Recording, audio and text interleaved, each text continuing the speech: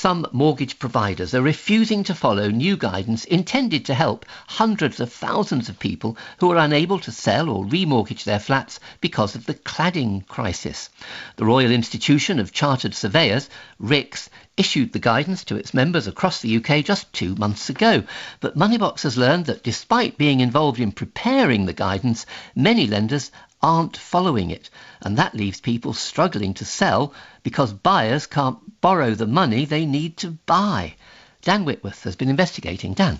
Well, Paul, this guidance from RICS is designed to be a clear guide to help surveyors decide which buildings do and do not need an exterior wall system or EWS1 form. Now, that's the form that essentially states whether or not a tower block is a fire safety risk, and of course comes in the wake of the Grenfell Tower fire tragedy 4 years ago in which 72 people died, and the very real dangers highlighted again just on Friday with another tower block fire, this time in East London. So the EWS1 form is supposed to provide assurance for buyers, sellers and, crucially, mortgage providers about whether or not a flat is safe to buy, sell or lend against.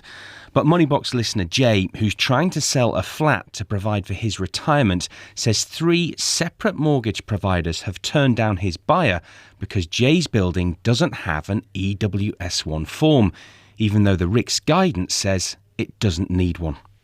I feel being trapped in this situation. I can't move on with my life. I've just locked into this and don't know how to resolve this situation. I think the mortgage lender should follow the advice from Royal Institution of Chartered Surveyors.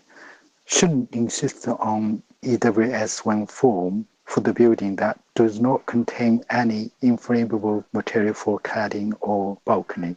And there's no reason to demand for this EWS1 form. I just don't understand why the mortgage lender insists on this. It's just bureaucracy.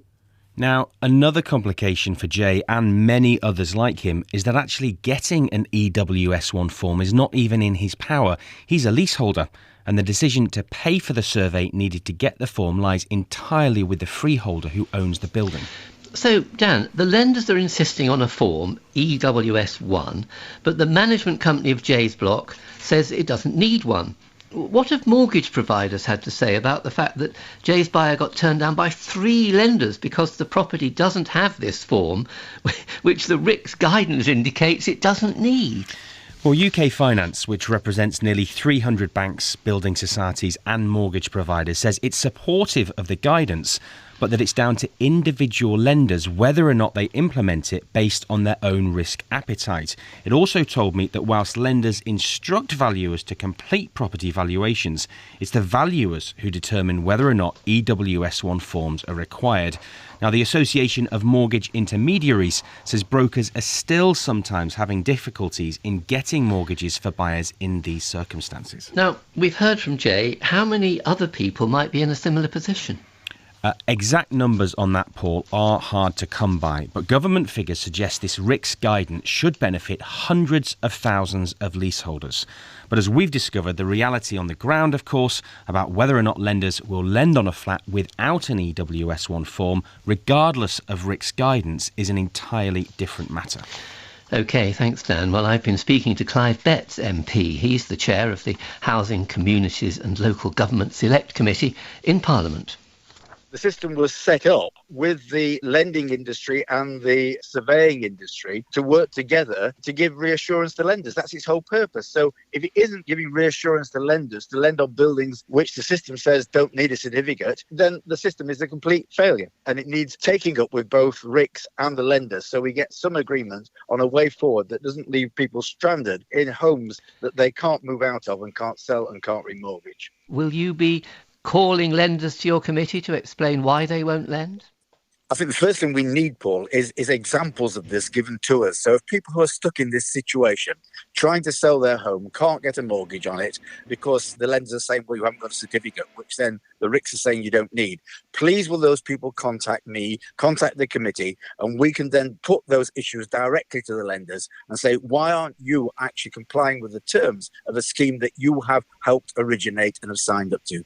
And what do you think the government should be doing about this? Well, I'd hope next week the Secretary of State will be on the phone to the lenders as well, saying, come and see me in my office, because you promised this scheme was going to work and was going to make sure that people who were entitled to a mortgage got one. Clearly, the scheme that you signed up to as lenders isn't working. As a Secretary of State, I want you to sort it out. And indeed, that's something your committee could ask the Secretary of State. We certainly could. As soon as we get those examples, I'm sure we can take it up both with the lenders and with the Secretary of State as well. Because to be fair to the Secretary of State, I'm sure he's going to be just as concerned as the committee will be about this situation. And finally, people like Jay, who we heard from, and there are presumably many, many others, where did they go? Yes, they can write to you, and that's one practical thing you've suggested, but what else do you think they can do to try and sort out the problems of getting mortgages on these flats? I don't really know, because if the lenders are saying we won't lend without a certificate, and Ricks are saying you don't need a certificate, they're really in a complete catch-22 situation, aren't they? And look, there are so many problems with these issues of fire safety, Paul, that need resolving.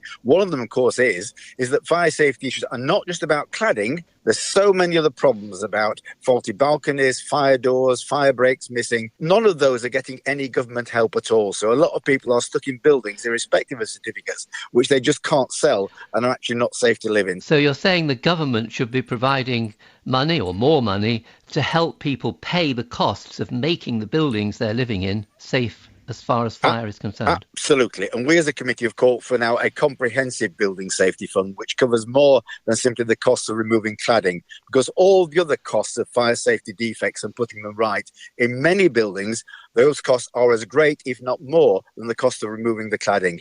These buildings are not safe and people are stuck in them. They can't mortgage them, they can't sell them. This is a desperate situation for so many people who are very stiff about this. The government has to provide the money to get all these fire safety defects dealt with. Clive Betts, and if you find yourself in this situation, as Jay does, and want to contact Clive Betts, as he suggested, the email address for his committee is hclgcom at parliament.uk. That's hclgcom@parliament.uk. Or you can write to him personally. Office of Clive Betts MP, parliament@parliament.uk. Office of Clive Betts MP at parliament.uk. We'll put those details up on our Twitter feed later. Dan, what's the government had to say about this? Well, the Department for Housing, Communities and Local Government told us it wants to encourage, quote, a sensible, proportionate approach to risk and for lenders to accept alternative forms of assurance, adding that it's investing £5 billion to help protect leaseholders from the cost of replacing unsafe cladding on their homes. Thanks, Dan. Well, listening to that is Ben Elder. He's Global Director of Valuation at RICS, which produced that guidance that some lenders are ignoring. Ben Elder, your guidance says buildings over 6 stories, like Jay's, without cladding and without flammable balconies don't need an EWS1 form. Lenders worked with you on that guidance. How frustrating for you is it that they're ignoring it? Yes, thank you, and hi to everybody. I just reiterate that this is a desperately difficult situation for all concerned, and the guidance was brought in to try and provide some reference points for valuers, particularly who are faced with challenges over establishing the value of a particular property for lending purposes. But it's really important that the valuer does follow the instructions from the lending institution. Yes, because UK Finance, which represents lending bodies, is blaming you for this mess, or not personally, but blaming RICS for this mess. It says your surveyors determine whether an EWS1 form is needed. Is that right? Our members determine whether an EWS1 form is required if there are no specific instructions which come from the lender. And again, the guidance does actually provide that element within it. That if the lender gives specific instructions, the valuer must follow those instructions. Right. So although, as you say, in the absence of any other instructions, your members determine it, if they're commissioned by the lender and it says you must get an EWS1 form for this building, then they have to do so. They have to recommend that one is obtained from the building owner. Right. Now, you say recommend one is obtained from the building owner or the management company. Now, in Jay's case, his management company has been through your guidance and decided it doesn't need a form. Is that good enough that the building management company takes this decision? Again, it's the risk appetite of the lender at this particular point in time, Paul, about what their risk profile is.